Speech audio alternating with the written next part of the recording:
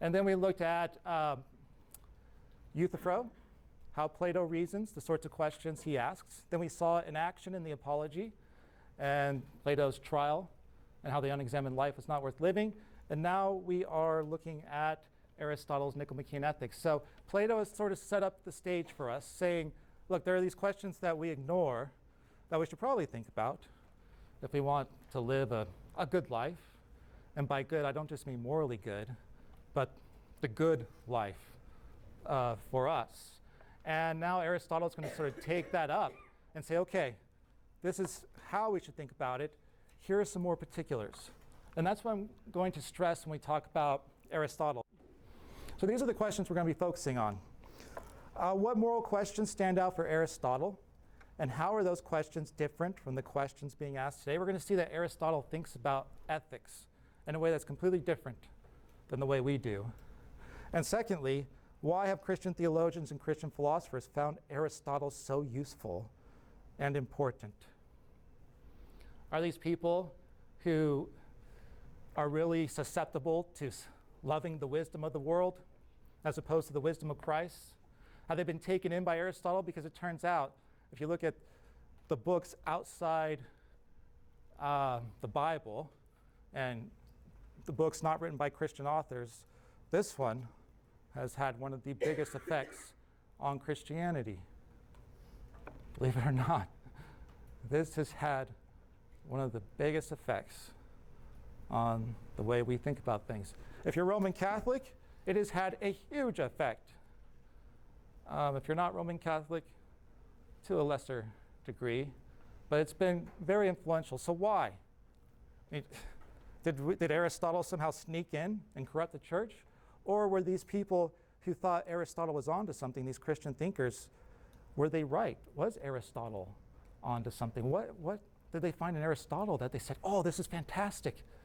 This fits so beautifully with our worldview, when Aristotle is a pagan. So it's not the most accessible work. It's rambling and discursive at times. It wasn't written for a popular audience, for the general public. So we have to meet Aristotle where he's at. Isn't that the expression we use nowadays? Meet people where they're at. We'd prefer Aristotle would meet us where we're at, but unfortunately he was writing a while ago. And I don't care how brilliant you are.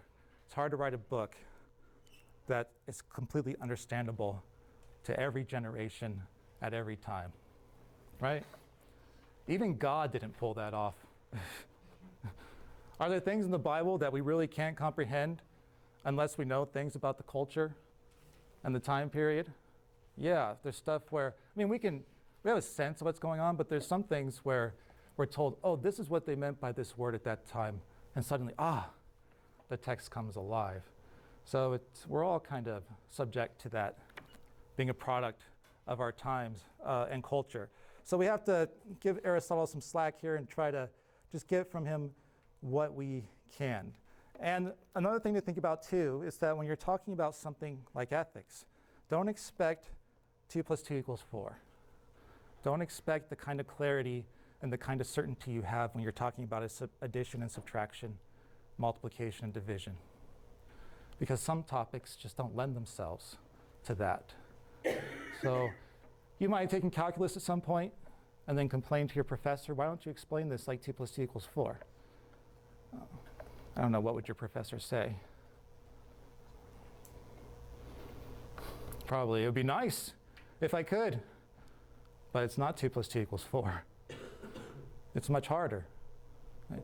Now that doesn't mean your professor can't present it more clearly or less clearly, but the best professor in the world isn't going to make it as clear as 2 + 2 = 4 because of the nature of the subject, because you're what you're talking about. And ethics is like that, unfortunately. It's muddy, it's opaque. And when you think about it long enough, when you study ethics long enough, you begin to become comfortable with that. So I'm comfortable with it, but I don't think you are. And perhaps it's a good thing. But don't let that make you think that you don't understand any of it. It's always going to be like we're looking through a mist and seeing the fuzzy outline of something. And it's our job to figure out, to talk about it, to figure out what it is we're actually seeing. And that's the way dialoguing about ethics works.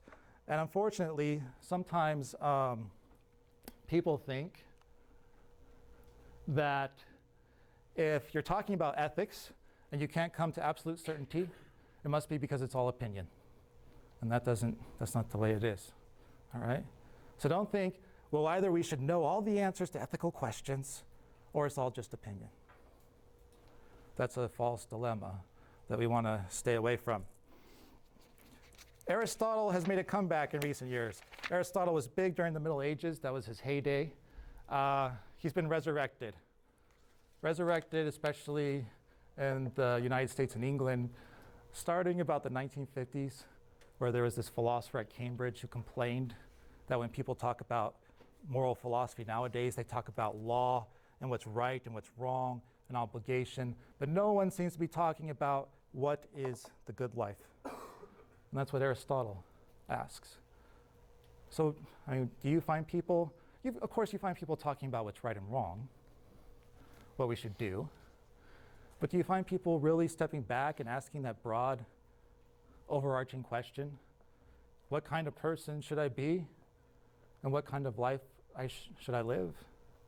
I'm kind of asking the wrong audience, because as Christians, you're taught to think in terms of the overarching, broad view of things, about your end, about what you ultimately ought to be striving for. But just think about it.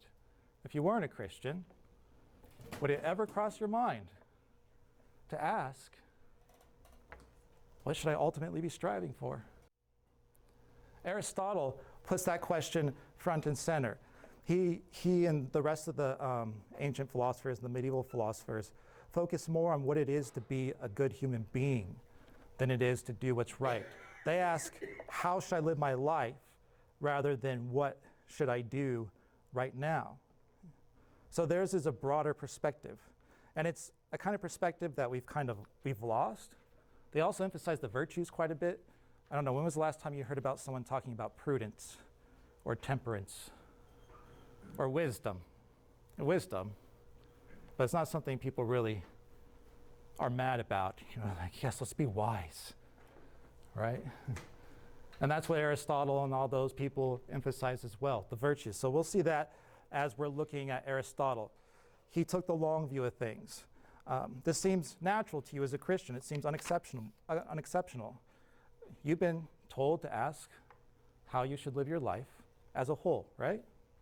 What is your goal ultimately? Heaven. That's one way to put it. What else? Is that how all of you would say it? Yes. Glorify God. Okay. So what would be the difference between that and saying my goal is heaven? Because I think the glorify God one sounds more active. Heaven sounds more like getting somewhere, where glorifying God sounds like a type of life, perhaps. And Aristotle would say, yeah, that's the one we should be ultimately stressing. So what we'll see is that we've got the Bible that gives us a perspective and says this is what you ultimately should be striving for. But the Bible doesn't give us everything, right? Leaves some stuff unsaid. Like, it doesn't give us all the laws of science. Think of Aristotle as the scientist who comes along and says, yes, you should be striving for that, but let's try to figure out why. Why does God command you to live your life the way he does? Is it arbitrary? Or does he have good reasons? And I don't mean because it's going to help you or because he cares about you. I mean deeper reasons. So Aristotle's asking a kind of question that most of the people in the world aren't asking.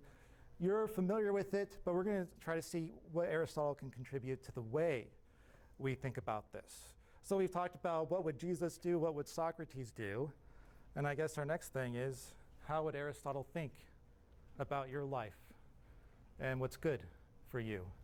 And what we'll see is that Aristotle is going to stress something that people don't stress nowadays, and it's that you're a human being. And not in the sort of, oh, you're flawed. No, in that you're a human being and not an animal or a tree or a flower. And there's something about being human that makes it the case that your life should look a certain way for it to go well? Do people think in those terms nowadays? Or is it usually, what would be good for me? How should I live my life given that I have certain talents and desires? As opposed to, how ought we all to live our lives given that we all have something in common? We're human. And as Christians, we talk about that. We don't talk about human being as much. We talk about something different. It's the sort of thing that stresses how we're different from everything else. What language does the Bible use to stress that there's something special about being a human, being created in the image of God, right? And that's what Aristotle is really going to focus on. He's going to say, if you want to figure out what's good for us, what's good for you, figure out what it is that makes humans unique and different from everything else. But isn't that what the image of God, in part, is about? God placed his stamp on us, and in doing so, he distinguished us from the rest of creation. So there's got to be something special about being a human being. The question is, what is that?